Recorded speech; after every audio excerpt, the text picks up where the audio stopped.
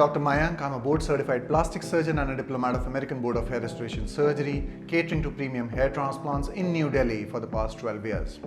Today I'm going to help you understand what exactly are the realistic expectations you should have out of a hair transplant procedure. Talking about the first thing, what is the major concern for most people is what is the number of the follicles or the grafts that I'm going to get, or what is the maximum that can be done. So the first concept comes is that your donor is limited, your donor will reduce over a period of time in your life, and your recipient area or the balding zone is going to increase over the same period. So your donor recipient balance has to be maintained throughout your life. So the question for a hair transplant should not be what is the maximum that can be done by a clinic.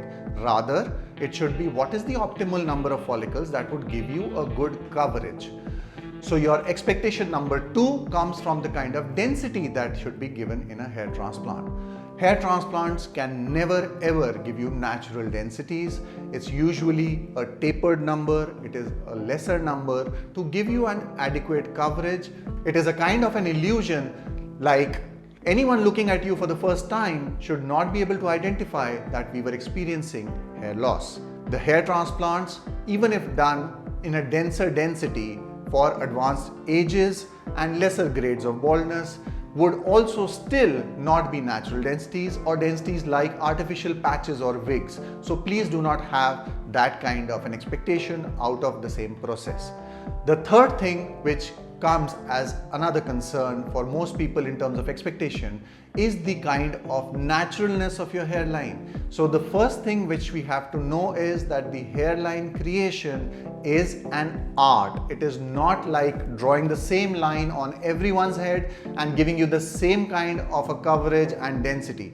It has to be calculated, it has to be designed in a manner so that it should match the kind of face that you have, the aesthetics of the face, the age at which you are. So someone who's at an advanced age and is going in for a hair transplant has to have a receding hairline. Someone who's at a relatively younger age but hasn't advanced grades of baldness running in the family should also have a conservative hairline.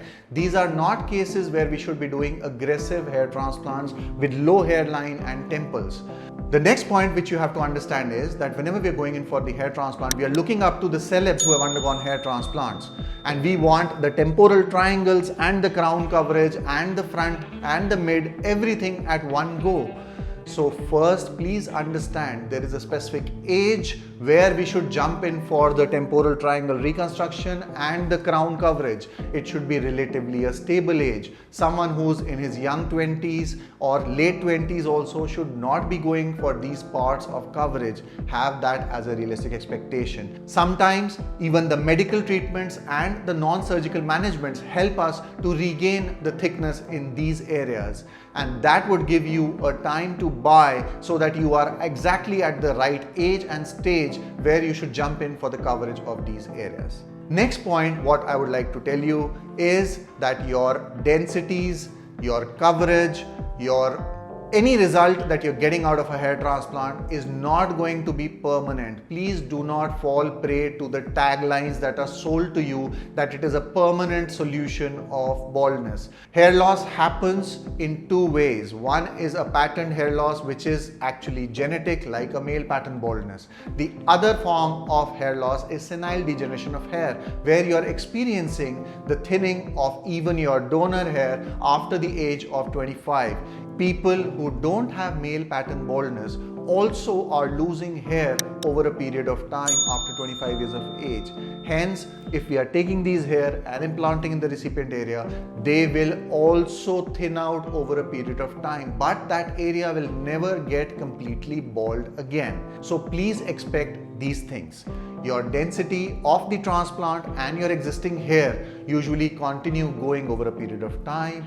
You will require additional hair transplant surgeries over your period of life unless you are at a very stable age and probably maybe 55 or plus, and you are using medicines after that also, then you would not maybe require another procedure.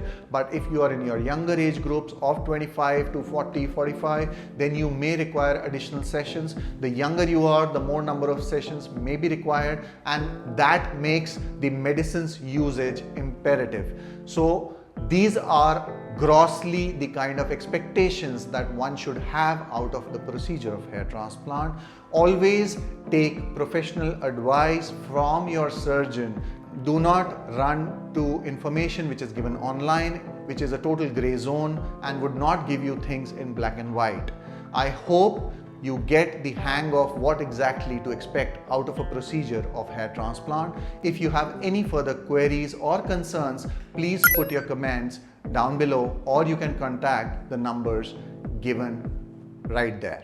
I would like to thank you for giving your precious time for viewing our videos, and would also request you to please like and subscribe our channel so that you would get all the latest informative, transparent videos, what you should know before you jump in for a transplant. Thank you so much.